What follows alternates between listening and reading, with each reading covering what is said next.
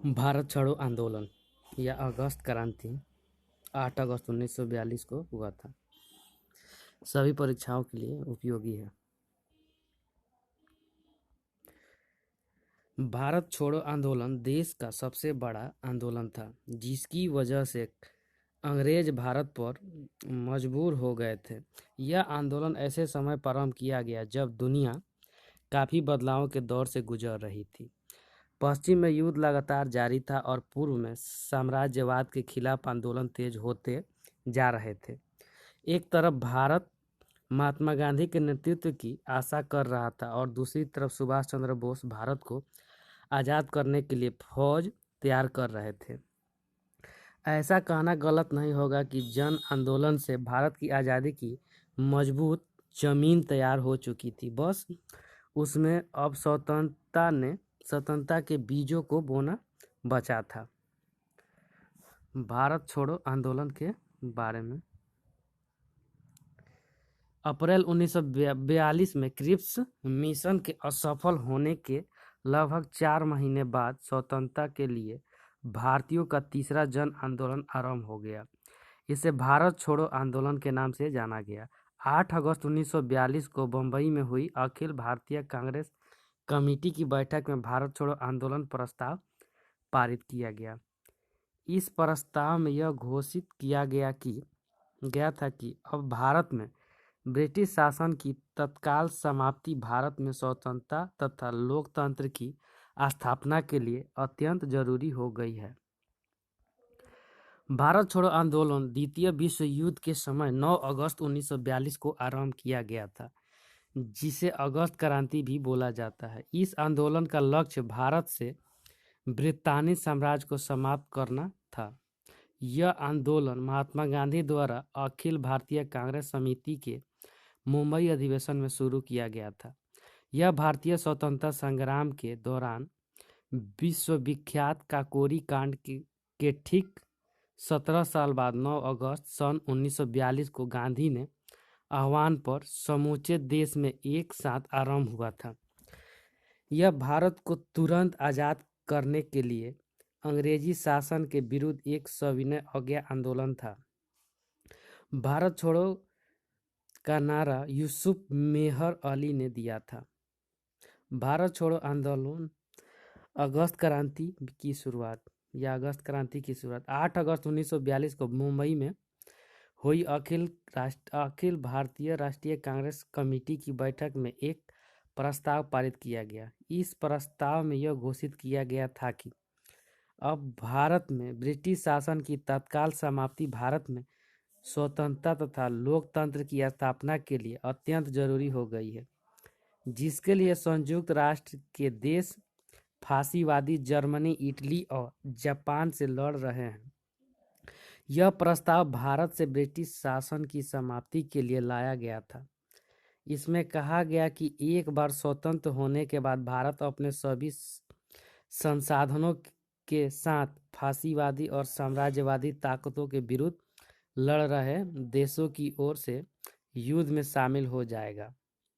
इस प्रस्ताव में देश की स्वतंत्रता के लिए अहिंसा पर आधारित जन आंदोलन की शुरुआत को अनुमोदन प्रदान किया गया। इस प्रस्ताव के पारित होने के बाद गांधी जी ने कहा था कि एक छोटा सा मंत्र है जो मैं आपको देता हूं और इसे आप अपने हृदय में अंकित कर लें और अपनी हर सांस में उसे अभिव्यक्त करें।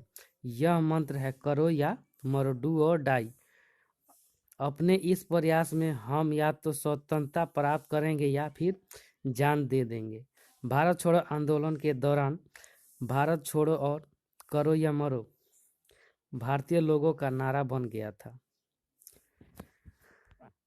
भारत में क्रांतिकारी गतिविधियों को रोकने के लिए ब्रिटिश सरकार ने कौन कौन से कानून लागू किए थे। 9 अगस्त 1942 की सुबह ही कांग्रेस के अधिकांश नेता गिरफ्तार कर लिए गए और उन्हें देश के अलग अलग भागों में जेल में डाल दिया गया। साथ ही कांग्रेस पर प्रतिबंध लगा दिया गया। देश के प्रत्येक भाग में हड़तालों और प्रदर्शनों का आयोजन किया गया।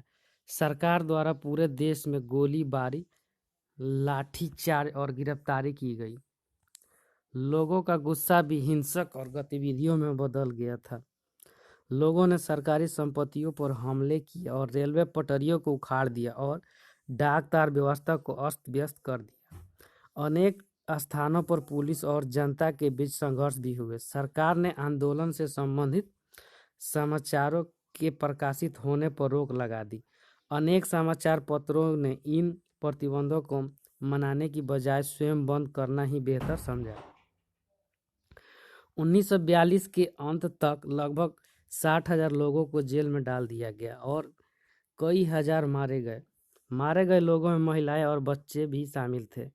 बंगाल के तामलुक में 73 वर्षीय मंतिंगनी हजारा या असम के गोहपुर में 13 वर्षीय कनकत्ता बरुआ, बिहार के पटना में 7 युवा छात्र और सैकड़ों अन्य प्रदर्शन में भाग लेने के दौरान गोली लगने से मारे गए। देश के कई भाग जैसे उत्तर प्रदेश में बलिया, बंगाल में तामलुक, महाराष्ट्र में सतारा, कर्नाटक में धारवाड़ और उड़ीसा में तलचर व बालासोर ब्रिटिश शासन से मुक्त हो गए और वहाँ के लोगों ने स्वयं ही सरकार का गठन किया।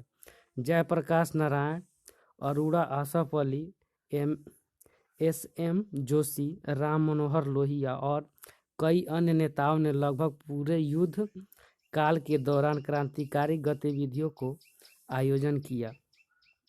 युद्ध के साल लोगों के लिए भयानक संघर्ष दिए थे। ब्रिटिश सेना और पुलिस के दमन के कारण पैदा गरीबी के अलावा बंगाल में गंभीर अकाल पड़ा, जिसमें लगभग 30 लाख लोग मार गए। सरकार ने भूख से मर रहे लोगों को राहत पहुंचाने में बहुत कम रुचि दिखाई। क्रिप्स मिशन का आगमन और असफलता। विश्व में दूसरे विश्व युद्ध की शुरुआत हो चुकी थी और इसमें ब्रिटिश फौजों की दक्षिण पूर्व एशिया में हार होने लगी थी। एक समय यह भी निश्चित माना जाने लगा कि जापान भारत पर हमला कर ही देगा। मित्र देश अमेरिका, रूस व चीन ब्रिटेन पर लगातार दबाव डाल रहे थे कि इस संकट की घड़ी में वह भारतीयों का समर्थन प्राप्त करने के लिए पहल करें। अपने इस उद्देश्य को पूर्ण करने के लिए उन्होंने स्टैफोर्ड क्रिप्स को मार्च 1942 में भारत भेजा। ब्रिटेन सरकार भारत को पूर्ण स्वतंत्रता देना नहीं चाहती थी। वह भारत की सुरक्षा अपने हाथों में ही रखना चाहती थी और साथ ही गवर्नर जनरल के वीटो अधिकारों को भी अपने पहले ही जैसा रखने के पक्ष में थी। भारतीय प्रतिनिधियों ने क्रिप्स मिशन के सारे प्रस्ताव को एक सिरे से खारिज कर दिया। क्रिप्स मिशन की असफलता के बाद भारतीय नेशनल कांग्रेस कमेटी की बैठक 8 अगस्त 1942 ईस्वी को बम्बई में हुई। इसमें निर्णय लिया गया कि अंग्रेजों को हर हाल में भारत छोड़ना ही पड़ेगा।